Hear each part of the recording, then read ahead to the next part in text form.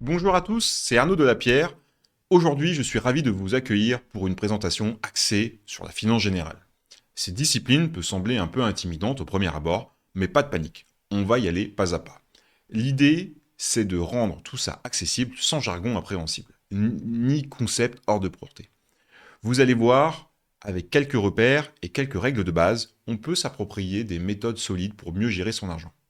Prêt à débuter l'aventure? Restez bien avec moi et pensez dès maintenant à vous abonner et à liker la vidéo. La finance générale couvre l'ensemble des sujets liés à la gestion de l'argent, que ce soit au niveau personnel ou dans une optique plus professionnelle. Ça englobe la façon dont on planifie son budget, comment on organise ses investissements et même comment on anticipe les risques.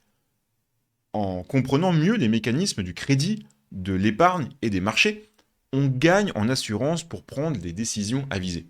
L'idée, c'est d'apprendre à faire fructifier ses ressources de manière réfléchie, sans courir après des hypothétiques coups de chance. Le but final, c'est de se rendre et se sentir plus à l'aise dans ses choix et sa vision financière. La finance repose sur deux piliers majeurs. D'une part, la gestion de ce qu'on possède déjà, et d'autre part, la stratégie pour faire évoluer ses avoirs dans le temps. Si on ne sait pas où passe son argent, on se dirige souvent vers des choix peu judicieux. Et si on ne fixe pas d'objectifs concrets, on risque de stagner même en gagnant correctement sa vie.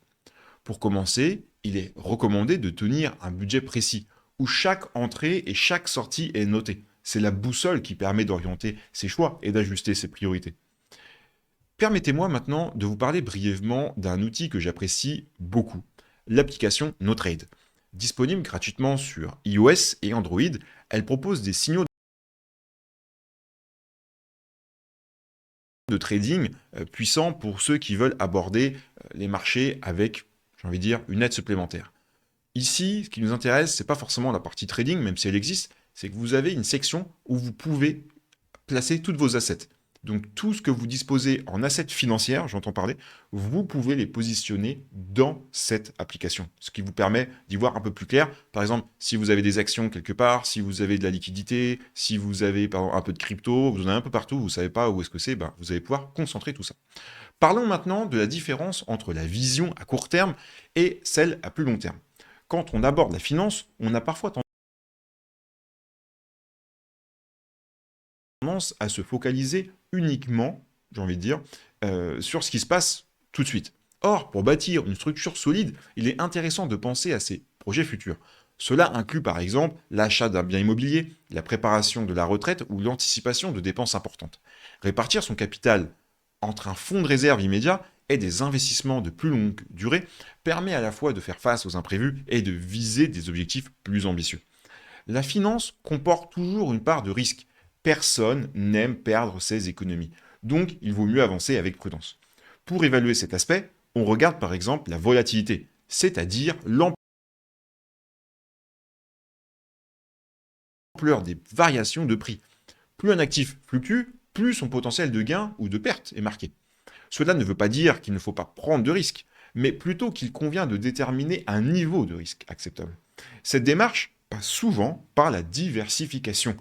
On évite de placer tous ses œufs dans le même panier, histoire de limiter l'impact d'un éventuel revers. Maîtriser quelques notions de base donne une certaine autonomie lors de négociations avec une banque ou un courtier. Quand on sait comment se calculent par exemple les intérêts, ou pourquoi certains placements ont un rendement plus élevé que d'autres, on a plus de poids pour discuter et comparer les offres. On comprend mieux ce qu'on signe et on peut adapter ses choix à la situation personnelle ou à sa situation personnelle. Cela aide aussi à éviter les pièges liés aux frais cachés ou aux promesses trop alléchantes. Avoir ne serait-ce qu'un socle de connaissances financières contribue à prendre en main son destin économique sur le long terme. Pour approfondir vos compétences, vous pouvez vous tourner vers des livres spécialisés, des formations en ligne, ou même suivre régulièrement des émissions axées sur la finance. Ici, c'est ce qu'on propose, mais on n'est pas les seuls, il y a d'autres chaînes très intéressantes.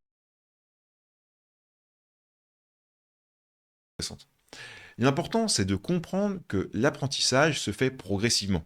On ne devient pas expert du jour au lendemain, mais chaque information assimilée vient enrichir notre palette d'options. Gardez l'esprit ouvert et posez des questions dès que vous butez sur un concept. Les forums et les groupes de discussion sont également d'excellents endroits pour échanger avec d'autres passionnés. NoTrade a un chat notamment qui permet ça. Plus on partage ses interrogations, plus on clarifie ses idées et on progresse. La psychologie joue un rôle important dans la façon dont on gère son argent. Parfois, la crainte de perdre nous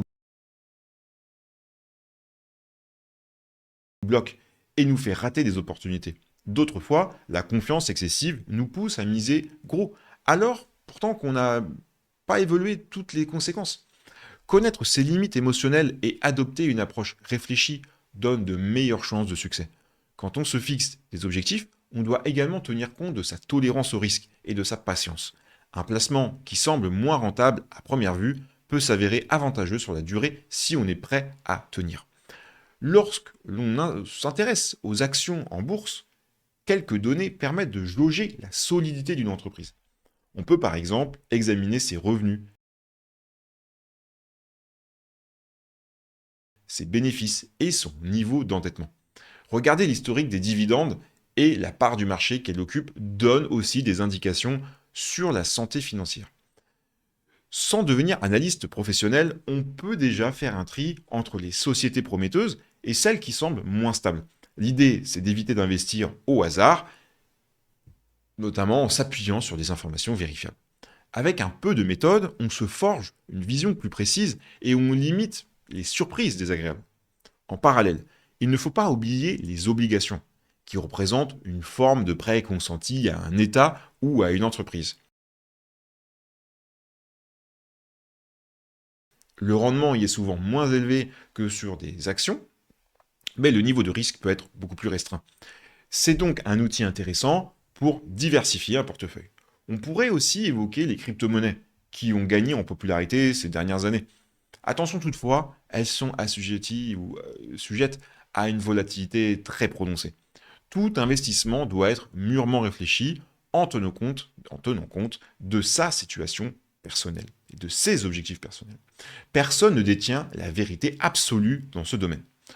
Outre les produits d'investissement, il y a aussi des notions de macroéconomie à connaître, comme les taux d'intérêt, l'inflation. Les banques centrales ajustent régulièrement ces taux pour influer sur l'économie. Une hausse des taux peut toucher les crédits immobiliers et inciter à mettre davantage d'argent de côté. L'inflation, elle, érode le pouvoir d'achat et peut réduire la valeur réelle de l'épargne. Cela souligne l'intérêt de placer son argent sur des actifs capables de mieux résister à l'érosion monétaire. En comprenant ces mécanismes, on se protège contre certains mouvements brusques et on demeure plus serein même quand la conjoncture s'agite. La gestion immobilière reste un pilier pour bien des investisseurs. Un achat locatif peut créer des revenus réguliers tout en permettant de construire un patrimoine. Cela dit, il faut tenir compte de la fiscalité, de l'entretien du bien et, j'ai envie de dire, du risque de vacances locatives. L'important est d'avoir une vision d'ensemble et de comparer les différentes routes possibles. D'autres préfèrent s'orienter vers des actions à dividendes, offrant un flux régulier qui peut compléter un salaire. L'option choisie dépend de la situation et, une fois de plus, des envies de chacun. La diversité des approches financières donne l'opportunité de trouver un équilibre sur mesure. Pour rester à jour, suivez l'actualité économique et les tendances sur les marchés. Les informations circulent vite et un changement réglementaire peut parfois bouleverser certaines stratégies du jour au lendemain. Prenez l'habitude de vous informer auprès de plusieurs sources fiables pour éviter les biais notamment. Cela vaut aussi pour les conseils d'experts.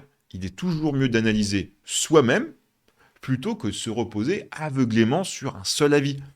Et si vous aimez ce genre de contenu, pensez à vous abonner et à liker la vidéo. Ça m'encourage et ça vous permet de ne rien rater des prochaines publications.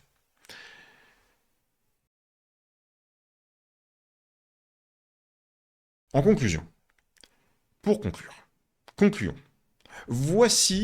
Voilà qui clôt notre sujet du jour sur la finance générale. J'espère que cette approche vous a donné des repères pour avancer avec plus d'assurance dans vos projets. N'oubliez pas que la patience et la curiosité font souvent la différence. La finance n'est pas réservée à une élite. Chacun peut s'y intéresser et réussir à trouver des solutions adaptées à sa situation. Continuez à vous former, à tester de nouvelles idées et à rester lucide face aux promesses trop belles pour être vraies. Merci d'avoir écouté jusqu'ici. On se retrouve très vite pour creuser d'autres aspects de la finance.